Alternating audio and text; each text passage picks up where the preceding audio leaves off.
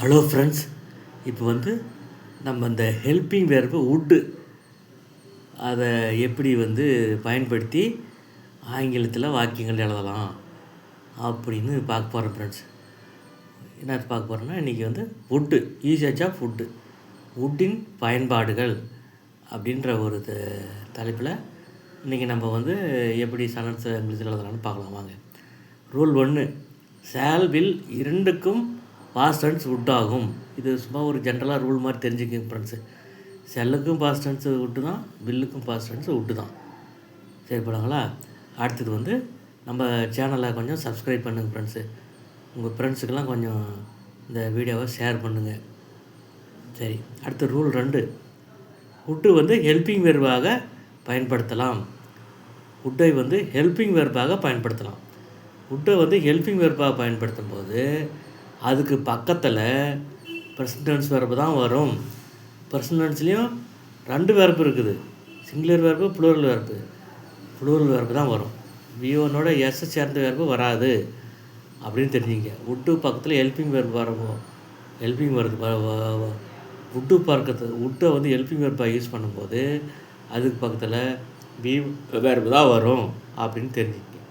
சரி போகலாங்களா? அதுக்கு ஒரு ஃபார்முலா மாதிரி கொடுத்துருக்கிற பாருங்க. இந்த ஹெல்பிங் வெர்பை வுட்டை யூஸ் பண்ணும்போது இந்த ஃபார்முலாவை பயன்படுத்தி நீங்கள் இங்கிலீஷில் எழுதலாம் வாக்கியங்கள். எப்படி பாருங்கள், subject plus would plus verb 1 plus object. இது positive statement.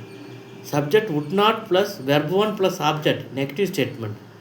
Would plus subject plus V1 plus object, yes or no questions. Wouldn't plus subject plus verb plus object, yes or நோவில் நெகட்டிவ் கொஸ்டின்ஸ். அடுத்தது question word plus would plus subject plus verb plus object. இது WH question. இந்த ஃபார்முலாவை நீங்கள் அப்படியே மனப்பாடம் பண்ணிக்க வேண்டியதான் ஃப்ரெண்ட்ஸு. இதை மனப்பாடம் பண்ணிக்கினா அந்த ஃபார்முலா படி நீங்கள் வாக்கியங்களை எழுதலாம். இப்போ எதாவது பாருங்கள், முருகன் கடன் வாங்கியிருப்பான், முருகன் கடன் வாங்குவான். Murugan will buy loan, Murugan கடன் வாங்குவான். முருகன் கடன் வாங்கியிருப்பான்னா எப்படி எழுதுவீங்க? அதான் Murugan would borrow a loan, Murugan கடன் வாங்கியிருப்பான். வாங்குவான்னா Murugan will buy a loan, வாங்கியிருப்பான்னா Murugan would borrow a loan. சரி, முருகன் கடன் வாங்கியிருக்க மாட்டான், negative statement. Murugan would not borrow a loan. அந்த ஃபார்முலா படி நான் எழுதியிருக்கேன் பாருங்கள், Murugan would not borrow a loan. அடுத்தது அதுவே இந்த பாசிட்டிவ் ஸ்டேட்மெண்ட்டை கொஸ்டினா, முருகன் கடன் வாங்கியிருப்பானா, முருகன் வுட் பாரோ எ லோன்றதில் இந்த ஹெல்பிங் வெர்ப் வுட்டை தூக்கி முன்ன போட்டுருங்க.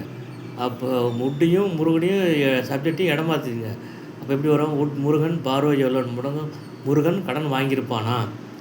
அடுத்தது முருகன் கடன் வாங்கியிருக்க மாட்டானா, would not Murugan borrow a loan, Murugan கடன் வாங்கியிருக்க மாட்டானா, would not Murugan borrow a loan.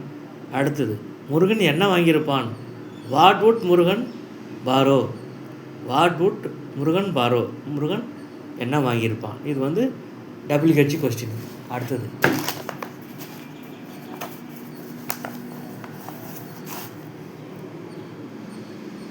அப்புறம் ரூல் 3, கண்டிஷனல் கிளாஸஸ், நிபந்தனை வாக்கியங்களில் வுட்டை நீங்கள் பயன்படுத்தலாம். அதில் 5 ரூல் இருக்குது ஃப்ரெண்ட்ஸு. இந்த கண்டிஷன் கிளாஸஸ்ன்றதுல 5 ரூல் இருக்குது. அதில் 0 கண்டிஷன் ஃபஸ்ட்டு கண்டிஷனில் வராது, அடுத்த 3லேயும் வரும். அடுத்த 3 என்னது, அதை எழுதி போட்டுக்கிறோம் பாருங்கள். If plus subject plus V2 plus object, subject would plus V1 plus object. அடுத்து 2வது formula, if plus subject plus had plus V3 plus object, subject plus would to have plus V3. அடுத்தது if plus subject plus were plus extension, subject plus would plus be plus extension. எக்ஸ்டென்ஷன்னா விரிவாக்கம், மேலும் சில words அதை பின்தொடர்ந்து வரும். சரி போனாங்களா? இப்போ இந்த மொதல் formula, if plus subject plus V2 plus object, subject would plus V1 plus object. இந்த ஃபார்முலாவை பயன்படுத்தி நீங்கள் எப்படி வாக்கியங்கள் எழுதலாம்னு வாங்க பார்க்கலாம். அவர்கள் அருகில் வசித்தால் அவர்களை நாங்கள் சந்தித்து இருப்போம், அவர்கள் அருகில் வசித்தால். இப் தே லிவ்டு நியர்பை, அந்த மொதல் ஃபார்முலாவை பயன்படுத்தி பாருங்கள். தே பக்கத்தில் லிவ்டுன்னு அந்த V2 வெர்ப் வந்துருக்குது. அப்புறம் வுட் விசிட் தம், நாங்கள் அவர்களை சந்தித்திருப்போம், would visit, would plus V வந்துருக்குங்களா, அந்த மொதல் ஃபார்முலா படி இது வருதுங்க. அடுத்தது நாங்கள் நன்றாக படித்திருந்தால் தேர்வில் தேர்ச்சி பெற்றிருப்போம். நான் நன்றாக படித்திருந்தால் தேர்வில் தேர்ச்சி பெற்று இருப்பேன். இதுக்கு என்ன formula? If plus subject plus had plus V3 என்னதுங்க? பாஸ்ட் பர்ஃபெக்ட் டென்ஸ் இப் கிளாஸில் வருது. அடுத்தது subject would have plus V3 future perfect tense வந்து மெயின் கிளாஸில் வருது. அதுதான் இந்த ரெண்டாவது ஃபார்முலா. அந்த ஃபார்முலாவை பயன்படுத்தி தான் இந்த சென்டென்ஸ் எழுதியிருக்க பாருங்க. நான் நன்றாக படித்திருந்தால் நான் தேர்வில் தேர்ச்சி பெற்று இருப்பேன். If I had studied hard I would have passed the exam. புரிஞ்சுக்கலாம் ஃப்ரெண்ட்ஸு? இந்த ரெண்டாவது ஃபார்முலா படி இந்த வாக்கியம் எழுதுகிறோம். அடுத்தது, அவள் ஒரு மருத்துவராக இருந்திருந்தால் நான் அவளுடைய உதவியாளராக இருந்திருப்பேன். அல்லது அவள் ஒரு மருத்துவராக இருந்தால் நான் அவளுடைய உதவியாளராக இருப்பேன். நீங்கள் எப்படின்னாலும் வச்சுக்கலாம் friends. If she were a doctor, அவள் ஒரு மருத்துவராக இருந்தால், if she were a doctor, if clause இல்லை. I would be her assistant, நான் அவளுடைய உதவியாளராக இருப்பேன். I would be her assistant. புரிஞ்சுங்களா? இது வந்து அந்த ரூல் 3ல் கீழே எழுதியிருக்கும் பாருங்கள். If plus subject were plus extension, subject plus would plus be plus extension. அந்த ஃபார்முலா பயன்படுத்தி வருது, எழுதலாம். அந்த ஃபார்முலா பயன்படுத்தி இது எழுதியிருக்கிறோம். அடுத்தது போலாங்களா? அடுத்தது ரூல் 4, இன்டைரக்ட் பீச்சில் வுட் பயன்படுத்தலாம். டைரக்ட் பீச் இன்டைரக்ட் பீச்சில் வுட்டு பயன்படுத்தலான்னு சொல்கிறேன். இப்போ போலாங்களா? அதுக்கு ஒரு எக்ஸாம்பிள், ஒரு டைரக்ட் பீச் ஸ்டேட்மெண்ட் கொடுத்துருக்கு பாருங்கள். She said to me, quotation, I will call you tonight. அவள் என்னிடம் சொன்னாள், நான் இன்றிரவு உன்னை அழைப்பேன் என்று. அவள் என்னிடம் சொன்னாள், she said to me I will call you tonight. இது வந்து டைரக்ட் பீச்சு. அதை வந்து இன்டைரக்ட் பீச்சாக நீங்கள் மாற்றி எழுதும்போது எப்படி எழுதிங்க? She told me that she would call me that night. அவள் அந்த இரவு என்னை அழைப்பதாக என்னிடம் கூறினாள். இதை வந்து பாருங்கள், இன்டைரக்ட் பீச்சில் இந்த வுட்டு ப்ளஸ் V1 அந்த பேட்டர்ன் வருது பார்த்துக்குங்க. அடுத்தது ரூல் 5, கடந்த காலத்தில் வழக்கமாக நடந்த செயலை குறிப்பிட வுட் பயன்படுத்தலாம். கடந்த காலத்தில் வழக்கமாக நாம் செஞ்சுட்டு இருந்த செயலை குறிப்பிட பாஸ்ட் கேபிட், அதுக்கு ஒரு கீவேர்டு மாதிரி வச்சுங்க. பாஸ்ட் கேபிட்டை குறிப்பிட நம்ம வுட் பயன்படுத்தலாம்னு சொல்கிறேன். இப்போ எடுத்துக்காட்டு, நான் சிறுவனாக இருந்த பொழுது ஒவ்வொரு மாலையும் கிரிக்கெட் விளையாடுவேன். வெண்ணையவா செங்கு, நான் சிறுவனாக இருந்த பொழுது, எளிமையாக இருந்த பொழுது.